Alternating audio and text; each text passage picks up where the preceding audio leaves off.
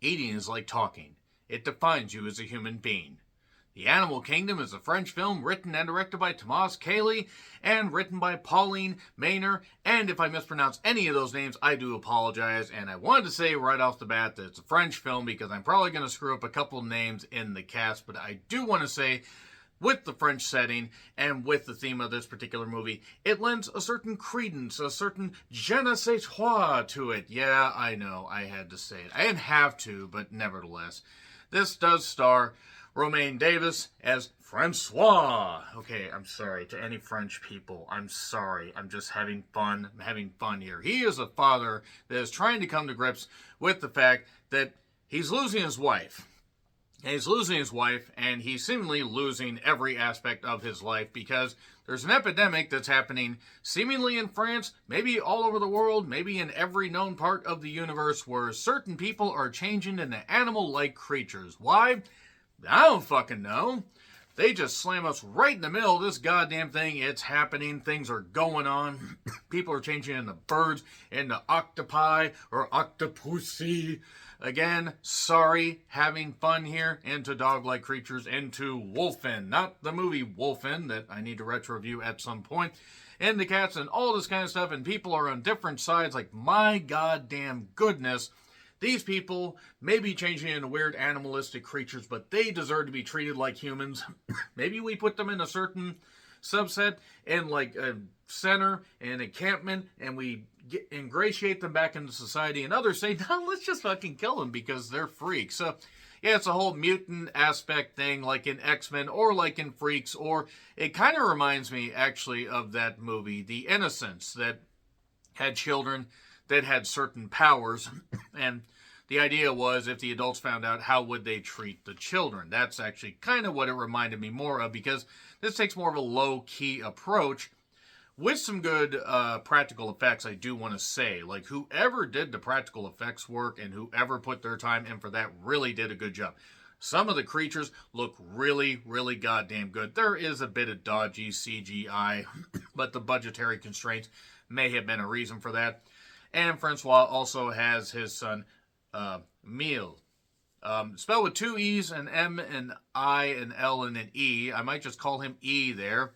Not Easy E. Thankfully, he did not end up like that. He's played by Paul Kirchner, not Corporal Kirchner.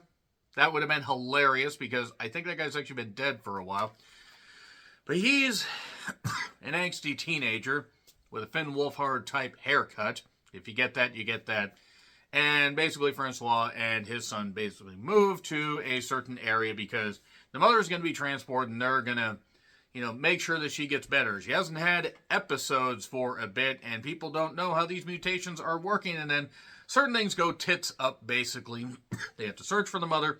And oh yes, certain things are happening in this particular village around St. John's Day. Read up about that. Kind of goofy. Kind of goofy, kind of weird. But then again, we have goofy holidays here where we celebrate the independence of our nation by blowing up a small part of it. Now, that being said, from there, we introduce other characters. We have Julia, who's a sergeant. Adele, remember the younger girl from Blue is the Warmest Color? Yeah, her. Who, by the way, she's great. She's great. I need to check out more stuff that she's been in. Apparently she was in some Netflix movie called The Wing Women that I have to check out at some point. And you have a character named Fix that's introduced later, Tom Mercier. And Nina, who I actually wish I would have dived into a little bit more with her, Billy Blaine, who plays an ADHD-ridden teenager that's likely played by an early 20-something because Hollywood or filmmaking, but I don't know. At least they didn't go the Luc Besson route. Boy, howdy. Luc Besson, one of my favorite French directors, but geez, he liked to date them young, didn't he? So, it's a good mixture of social commentary about how you would handle changes in your life, changes in your family, how far you would go for the people you love. There's a bit of blood, some good aforementioned practical effects, a bit of good dark comedy, and I heard a lot about this movie, so I decided to give it a watch. And how is it? It's actually quite good. Is it perfect? No. There's a bit of unevenness. There's some parts that tell a really good story. There are a few parts that seemingly are a little bit rushed. Some of it treads familiar ground, but the acting, the father dynamic between Francois and Emile actually works pretty goddamn well. And also, I get to see Adele in another movie, and I'm not going to complain about that because she is very talented and she is very fucking gorgeous, and I have no complaints watching her just doing what she does and being at the peak of her powers. I'd like to see her starring in more stuff. After her and Leah Seydoux, or however you say that, after the bullshit they dealt with in Blue is the Warmest Color, I'm just glad that they're both succeeding in Hollywood. So yeah, good stuff. Pretty good balance here. Again, bit of unevenness. A couple things get a little bit rushed. It does tread familiar ground, but it definitely gets a recommendation. It is quite good. I'm going to get into spoilers, by the way, just so you know, so that's your warning. It's on Amazon for a few bucks now as of this particular recording. Could be on a streaming service. By the time this review gets posted, who the hell goddamn knows? But pretty good. Pretty good. Especially those practical effects. Once again, really good stuff there. 3, 2, 1, and spoilers. So, yeah. Slammed us right into the goddamn whole thing. There's this winged creature that turns out is named Fix. He's changing. Why is this happening? We don't goddamn know. And everybody's stuck in traffic because I don't know actually why they were stuck in traffic. Was it just a bad traffic light? Did a bunch of construction workers throw themselves off a goddamn thing like The Happening? We don't know. Basically, father and son are trying to come to grips with what's going on with the mother. The mother is changing. There are treatments that seemingly are working, but it's still a fluid situation. They don't know how to diagnose this stuff and how to fully treat this stuff. They just do the best they can with therapy, with medication.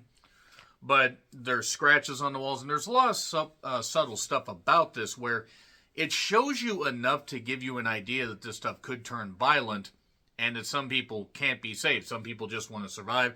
Some people just go fully violent. It changes everybody in different ways.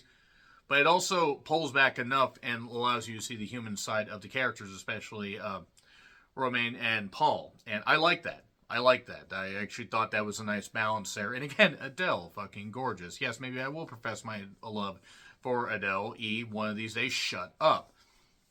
9 minutes in, we get the title. I really wish they would stop doing that.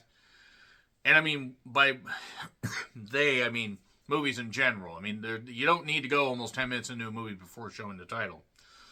But I thought Billy did a good job as Nina, immediately, asking a bunch of questions when Emile moves to this, new school. Because, taking care of the mother. And she got ADHD and she just shouts a whole bunch of this stuff. I thought Billy did a good job with that. And then, after a certain accident, a bunch of them end up escaping from ambulances, motorized vehicles, not motorized, but motorcade vehicles, whatever, armored vehicles, armored hot dogs. And they end up living in the forest. And Francois puts out some shirts and stuff like that, basically to have the scent to attract the mother back to the house because he still loves her. He still loves her despite the fact she's changing into a critter. Oh yes, and there's also a dog in this named Albert or Albert, however you want to say it. Who I hope that dog had a great time. He seemed like he was having fun. And the military are going to get involved because why not? There was a good grocery store scene there where there was somebody that was almost like some kind of lizard creature. That was nice. Like a basilisk. I think it's what it said. I think that's how it's said. The makeup effects are really, really good. And I like the theme that the horror, the thrill, and the hunting of creatures are all around us. They were in Austria during the creature war. Terrible. Sorry. The octopus part was actually kind of cool. Somebody with half octopus, half human. And the changes would obviously affect people because they'd be like, what the fuck's going on? Why is this happening to me? Some reviews actually said that some aspects remind them of District 9. No, this is actually good. District 9 is not good. I hated that one. And do they deserve a chance? Should they be killed? Also, it turns out that Emile is changing because he's very much like his mother. He's gradually changing into a wolf. He is hungry like the wolf, Duran Duran. Yeah, I had to reference that. Don't know why. And obviously he's changing, but there's a budding romance with Nina. At one point, they seemingly fuck in a cornfield. Okay, why not, I guess. Some of these things feel a bit rushed, feel a bit weird. There's also a side thing where he's trying to help fix Fly because he recognizes, hey, wait a second, I saw him at this ambulance and I need to go help him. And he actually does teach him how to fly. And there's also this chameleon kid creature thing that hangs out with Fix. Unfortunately, Fix meets his unfortunate end doing a run-in or fly-in to try and save Emil when he does his when he's trying to escape through a field while some guys are hunting him on stilts. I like that. That was pretty creative. And the sweeping camera shots and everything. The dad wants to protect his son, but the only way he can protect his son is if he's honest with him. And meanwhile, Albert is just wanting to go walkies.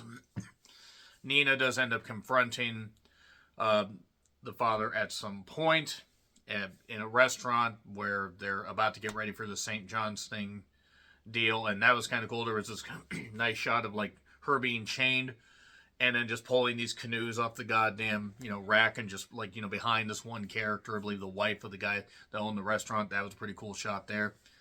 And yeah, the romance with Nina, that wasn't bad, but it also felt a little bit rushed. There was a nice part where he was like, can you hear my voice? Maybe from over there while I'm in the swamp. Why are you in the swamp? Shut up, I just want to hear your voice. She screams and eventually he does hear her voice.